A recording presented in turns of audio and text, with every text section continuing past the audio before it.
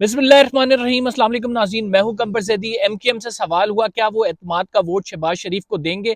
इसका उन्होंने क्या जवाब दिया आपको इस व्लॉग में बताएंगे। जनरल बाजवा के खिलाफ एक और मुकदमा खड़ा हो गया और जनरल बाजवा के खिलाफ अब की बार किसने और क्यों किया है। अब जनरल बाजवा के बड़े करीब दोस्त, जो आखिर के दिनों में उनके करीब दोस्त थे, उन्होंने ये जनरल बाजवा के खिलाफ तमाम बातें फैलाना शुरू कर दी हैं। क्या बातें इस व्लॉग में आपके साथ जिक्र करेंगे। अदालत में नैब तरमीम केस की समाअत में जजेस के धमाकेदार रिमार्क्स, एक जज दूसरे जज के मुखालिफ हो गया। असल स्टोरी क्या है इस व्लॉग में आपके साथ शेयर करने लगे। अगर आपने चैनल को सब्सक्राइब नहीं किया, सब्सक्राइब कर लें, बेल का आइकन जरूर दबाएं, फेसबुक पे फॉलो करना ना भूलें। हम सबसे पहले अदालत से बात शुरू करेंगे और फिर आखिर में आपको बताएंगे कि फारूक सत्तार ने क्या कहा है कि वो शहबाज शरीफ का साथ देंगे या नहीं, क्योंकि बहुत बड़ी खबर है ये। उस जनरल बाजवा का भी फिर आपको बताएंगे।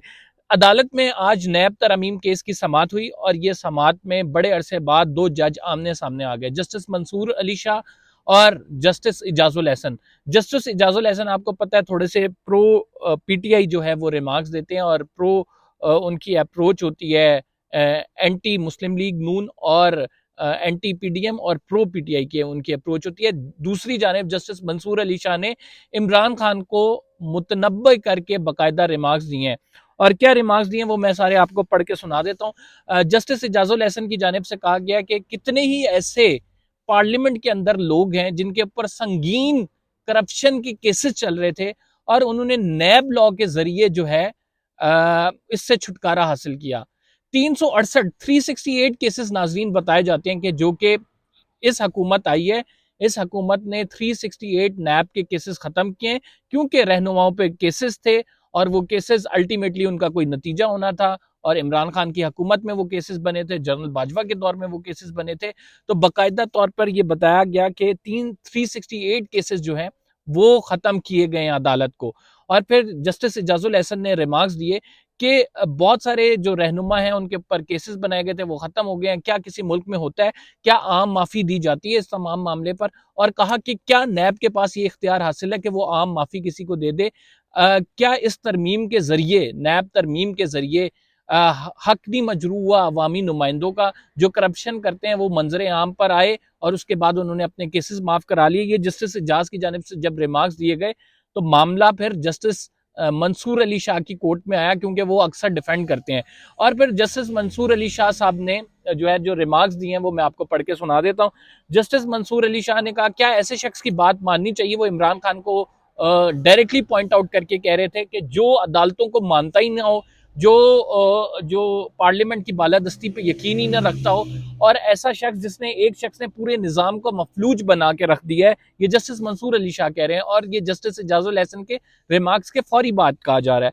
और फिर उन्होंने कहा कि एक ऐसा शख्स जिसने पूरे सिस्टम को मफलूज बना के रख दिया है, निज़ाम को, वो तो अदालतों पर यकीन ही नहीं रखता, तो क्या हमें जो है उसकी बात सुननी चाहिए। अगर वो इतना यकीन रखता है तो वो अदालत, वो पार्लियामेंट में जाकर अपना केस लड़े। और पीटीआई अब पार्लियामेंट में जा रही है, अपना केस लड़ना चाहिए। जिस पर चीफ जस्टिस ऑफ पाकिस्तान ने कहा कि क्या हम ऐसा केस सुन सकते हैं जिसमें फरीक वहां पे मौजूद ही ना हो जब नैब तरमीम हुई हो, यानी जब नैब तरमीम की गई तो पीटीआई वहां पे मौजूद नहीं थी।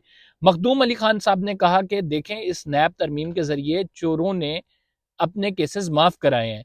किसी मुल्क में ऐसा नहीं होता कि नैब तरमीम हो, वो पार्लियामेंट के जरिए, जब पार्लियामेंट पूरी ना हो वो पास हो जाए और उसके बाद फिर चोरों को रिलीफ दिया जाए। किसी मुल्क में ऐसा नहीं होता कि करप्शन के मुलजिमान को ऐसे छोड़ दिया जाए। नैब के केसेस जो बनाए गए हैं वो बेनतीजा हैं। इस पर चीफ जस्टिस ऑफ पाकिस्तान ने पूछा क्या कोई फोरम पे वो केसेस चल रहे हैं, तो इस पर मखदूम अली खान साहब ने कहा जी बिल्कुल, वो उनके लिए निजी फोरम दस्तियाब हैं। यहाँ से बड़ी नैब से खत्म हुए हैं तो दूसरे फोरम पे चल रहे हैं, लेकिन वहां पे वो केस अफेक्टिव नहीं होते। इसके बाद चीफ जस्टिस ने कहा कि हमने इस मामले को देखना है। हम अखबारों में खबरें पढ़ रहे हैं कि इमरान खान साहब पार्लियामेंट वापस कर रहे हैं, वापस हो रहे हैं। तो अगर वो पार्लियामेंट वापस जाते हैं तो ये मामला पार्लियामेंट को ही देखना चाहिए बजाय कि ये अदालत देखे। हमने हमेशा इदारों की बालादस्ती पर यकीन किया है। हमने जो है इलेक्शन कमीशन को मजबूत किया है। अदलिया चाहती है कि तमाम इदारे फ़ाल हों, अदलिया पर बोझ ना डले और वो अपना काम करते रहें। लिहाजा हम चाहते हैं कि इमरान खान साहब अगर पार्लियामेंट आ रहे हैं तो वो खुद इन नैब तरमीम को देखें। इसके बाद केस मुलतवी हो गया। अब आपको अगली खबर देनी है जनरल बाजवा के हवाले से। जनरल बाजवा के करीबी लोग, वो लोग जिन्होंने जनरल बाजवा से मफाद हासिल किया और नो कॉन्फिडेंस के जरिए हुकूमत में आए। मैं शहबाज शरीफ और उनकी काबीना की बात कर रहा हूँ। शहबाज शरीफ के जो है पार्टी के सीनियर रहनुमा और सीनियर रहनुमा मरियम नवाज बीबी के शौहर हैं। कैप्टन सफदर जनरल बाजवा पे बरस पड़े हैं। बरस क्यों पड़े हैं मैं आपको बताता हूँ उसकी वजूहत। उसकी 3-4 वजूहत हैं। वैसे जनरल बाजवा पे बरसने का मतलब यह है सिर्फ जनरल बाजवा पे कैप्टन सफदर नहीं बरसे, बल्कि अयाज सादिक साहब भी बरसे हैं। अयाज सादिक ने इंटरव्यू में कहा कि जनरल बाजवा ने उनके साथ ज्यादती की, और जो ये जिमनी इंतखाबात हुए थे इसमें जिन हलकों में 5 से 6 हजार वोट्स का डिफरेंस था वो जनरल बाजवा ने पूरा कराया उनका डिफरेंस। फिर उन्होंने कहा कि जनरल बाजवा हमारे मुजरिम है और जनरल बाजवा के खिलाफ कार्रवाई होनी चाहिए। नाज़रीन, कैप्टन सफदर ने कहा कि जनरल बाजवा को दुबई से लाना चाहिए, उनको यहाँ पे अदालतों में घसीटना चाहिए, उनके ऊपर केसेस बनाने चाहिए, क्योंकि जनरल बाजवा और साकिब निसार दो ऐसे शख्स हैं जिनकी वजह से पाकिस्तान तबाह हुआ। और फिर कैप्टन सफदर ने यह भी कहा कि जनरल बाजवा को हम कभी माफ नहीं करेंगे और जनरल बाजवा ने जो हमारे साथ किया हम उसको भूले नहीं है।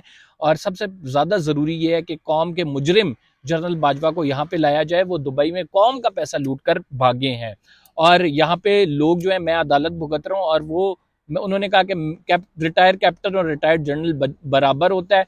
तो मैं जो हूँ यहाँ पे अदालतों के केस भुगत रहा हूँ, और वो आइन तोड़कर उन्होंने पार्लियामेंट का हाथ मरोड़ा और उसके बाद उन्होंने एक्सटेंशन ली। लेकिन मैं आपको बताऊं नाज़रीन, यही PMLN है जिसने जनरल बाजवा को एक्सटेंशन दी थी जब कानून साजी हुई थी, और आज ये उन्हीं के खिलाफ बोल रही है। तो ये बोलने का मकसद क्या है? दोनों रहनुमाओं की गुफ्तगू मैंने आपको बता दी। इनका मतलब ये है कि मुस्लिम लीग नून अब देख रही है कि इलेक्शन से पहले कोई बयानिया उसके पास हो, ताकि लोग उसको वोट कर सकें, ना सिर्फ वोट कर सकें बल्कि वो अवाम में मकबूल भी हो। जब वोट को दो का बयानिया था, वोट को इज्जत दो का, तो आपको पता है कि वो मकबूल हुआ। फिर इमरान खान ने जब एंटी एस्टैब्लिशमेंट बयानिया पकड़ा तो वो मकबूल हुआ। तो यानी पाकिस्तान की अवाम जो है एंटी एस्टैब्लिश बयानिए को ज्यादा सपोर्ट करती है। इसी वजह से अब मुस्लिम लीग नून आहिस्ता से चाह रही है कि हमें कोई धक्का दे के पार्लियामेंट से बाहर निकाल दे, हम मजलूमियत का रोना रोएं, और उसके बाद हम फिर कह दें कि हम तो जी सियासी शहीद हो गए, हमारी हुकूमत दोबारा आनी चाहिए। क्या इमरान खान साहब ऐसा करेंगे? क्योंकि MQM भी साथ अपनी शर्तें रख रही है। MQM कह रही है कि हम हुकूमत से अलहदगी का सोच सकते हैं। फारूक सत्तार साहब से सवाल हुआ कि आप वोट ऑफ कॉन्फिडेंस में MQM को जो है वो शहबाज शरीफ को वोट करेगी या नहीं, तो फारूक सत्तार साहब ने कहा कि देखें ये मामला तो ऐसा है कि तमाम जो मुआहिदा हमारा जब मुआहिदा हुआ था नो कॉन्फिडेंस मोशन के लिए, तो उसमें दो फरीक थे। एक तो पीपल्स पार्टी थी, एक मुस्लिम लीग नून थी, और तीसरा फरीक जो है वो JUIF थी। 2 सालिस का किरदार अदा किया। पीपल्स पार्टी और हमारे दरमियान मुआहिदा हुआ था, और पीपल्स पार्टी ने हल्का बंदियों के हवाले से, मंसूबों के हवाले से हमारी बात को माना था और कहा था कि इस पर इम्प्लीमेंट होगा। उस मुआहिदे की एक भी शिक पे इम्प्लीमेंट नहीं हुआ। लिहाजा अगर शहबाज शरीफ हमसे एतमाद का वोट मांगेंगे तो हम उनसे पूछेंगे कि किस बुनियाद पे आपको एतमाद का वोट दें, आपने हमारे साथ जो वादे किए थे वो तो पूरे नहीं हुए। तो लिहाजा यहाँ पे मुस्लिम लीग नून की पोजीशन थोड़ी सी हमें वीक नजर आती है। लेकिन ओवरऑल अगर आप देखें तो मुस्लिम लीग नून को 181 अरकान की हमायत हासिल है, और पाकिस्तान तहरीक इंसाफ के पास जो है वो तकरीबन 150 के करीब अरकान की है। तो काफ़ी डिफरेंस है ऑलरेडी।